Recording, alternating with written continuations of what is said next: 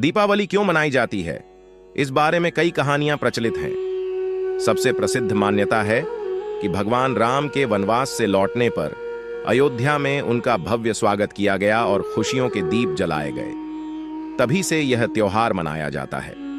लेकिन इसके अलावा भी कई कहानियां हैं जिनके बारे में कम लोग जानते हैं। आज हम दीपावली मनाने के पीछे की कुछ कहानियां जानेंगे।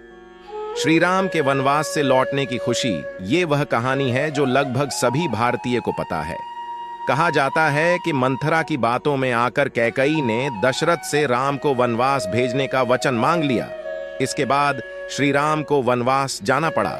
14 वर्षों का वनवास बिताकर जब भगवान राम अयोध्या लौटे तो नगरवासियों ने उनका भव्य स्वागत किया। तभी से दीपावली मनाई जाती है। रामायण में बताया गया है कि भगवान श्री राम जब लंका के राजा रावण का वध कर पत्नी सीता और भाई लक्ष्मण के साथ अयोध्या वापस लौटे तो उस दिन पूरी अयोध्या नगरी दीपों से जगमगा रही थी। भगवान राम के 14 वर्षों के वनवास के बाद अयोध्या आगमन पर दिवाली मनाई गई थी। हर नगर, हर गांव में दीपक जलाए गए थे।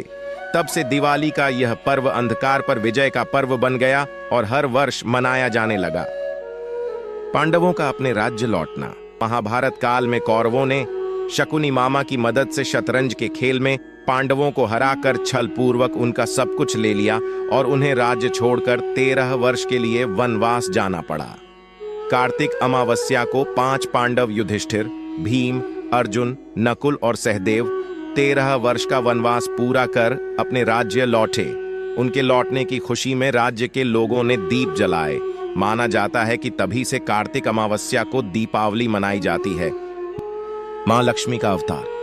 धन की देवी और भगवान विष्णु की अर्धांगिनी मां लक्ष्मी की उत्पत्ति को लेकर पौराणिक कथाओं के अनुसार दानवों ने तीनों लोकों में हाहाकार मचा दिया था।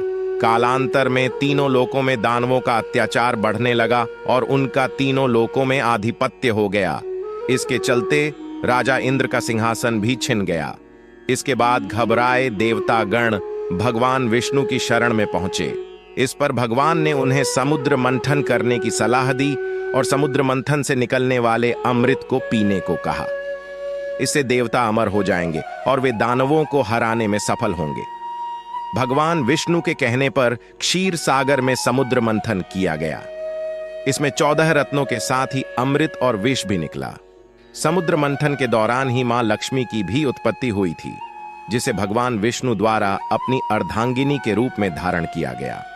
दीपावली का त्योहार हिंदी कैलेंडर के अनुसार कार्तिक महीने की अमावस्या को मनाया जाता है। कहा जाता है कि इसी दिन समुद्र मंथन के दौरान मां लक्ष्मी जी ने अवतार लिया था। मां लक्ष्मी को धन और समृद्धि की देवी माना जाता है। इसलिए हर घर में दीप जलने के साथ साथ हम माता लक्ष्मी जी की पूजा भी करते हैं। नरकासुर का वध। प्रागज्योतिषपुर नगर का राजा नरकासुर नामक दैत्य था। जब भगवान विष्णु वराह के रूप में उत्पन्न हुए थे तब उनके स्पर्श के कारण वह पृथ्वी के गर्भ से उत्पन्न हुआ था। उसने अपनी शक्ति से इंद्र, वरुण, अग्नि, वायु आदि सभी देवताओं को परेशान कर दिया। वह संतों को भी त्रास देने लगा, महिलाओं पर अत्याचार करने लगा। उसने संतों आदि की 16,000 स्त्रियों को भी बंदी बना लिया। जब उसका अत्याचार बहुत बढ़ गया तो देवता भगवान श्री कृष्ण की शरण में गए।